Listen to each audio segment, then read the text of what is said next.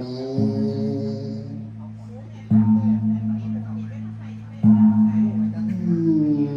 บัดนี้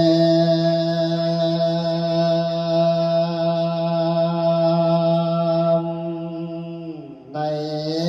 ตอนนี้ปัดสิมภาคอ